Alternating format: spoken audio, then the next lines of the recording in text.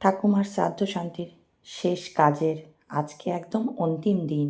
কিভাবে 15টা দিন দেখতে দেখতে কেটে গেল। সত্যি 15 দিন হয়ে গেল, মানুষটা নেই। আজকে তার একদম শেষ কাজ। তো এই মানুষটাই আমার বুনুকে বিয়ের পর থেকে সত্যি বলতে গেলে খুব ভালোবেসেছে, কোনোদিন একটা কটু কথাও বলেনি। পৃথিবীতে কেউই আমরা চিরস্থায়ী নয়, প্রত্যেককে একদিন চলে যেতে হবে ঠিকই। সব জেনে বুঝেও আমরা যেন কোথায় একটা মায়ায় আটকে যাই।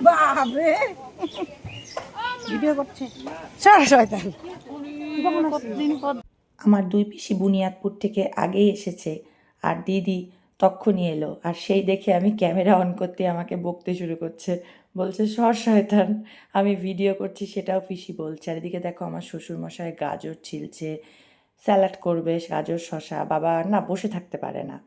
আর আমি যখন যাই না, সব রান্নাবান্না মোটামুটি হয়েই গেছিলো, সেই জন্য আমি তোমাদেরকে রান্নাগুলো দেখাচ্ছি। দেখো ওইদিকে ডাল, মাছের ঝোল, মাছগুলোকে ঝোল থেকে সব তুলেই রেখেছে। সাথে হয়েছিল বাঁধাকপি, মাছের মাথা দিয়ে একটা ঘন্ট। আমি ওখানে যাওয়ার আগেই সব রান্নাবান্না মোটামুটি হয়েই যায়, হয়ে সব ঢাকনায় ছিল। আমি সব ঢাকনা উঠিয়ে উঠিয়ে তোমাদেরকে দেখাচ্ছি। দেখো এটা ছিল আমড়ার চাটনি, এখনকার যে দেশি আমড়াগুলো হয় সেই দেশি আমড়াই।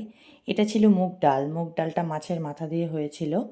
তো আমি কোনো রান্নাই দেখতে পাইনি। আর এটা ছিল শুক্তোটা ডালের বড়িগুলো বেশ ভাসছিল। রান্নাগুলো মনে হয় আশা করি টেস্টি হয়েছে। প্রত্যেকেই বলছিল রান্নাগুলির টেস্ট, শুধু মাছের ঝোলে একটু তেলটা বেশি ছিল। আর অনুষ্ঠান বাড়িতে চাটনি, দই, মিষ্টি এগুলো তো লাস্ট পাতে থাকেই, বলো বন্ধুরা। তো আমার যেতে দেরি হয়েছে তো কী হয়েছে, প্রত্যেকেই খাবার খেয়ে বেশ প্রশংসাই করছিল, না রান্নাবান্না সবটাই ভালো হয়েছিল। বুনু আর মহাদেব সত্যি খুব কষ্ট করে আয়োজনগুলো সবটা করেছে। সকলে যদি খাবারগুলো খেয়ে ভালোই বলে তাহলে সত্যি মন থেকে খুব শান্তি হয়।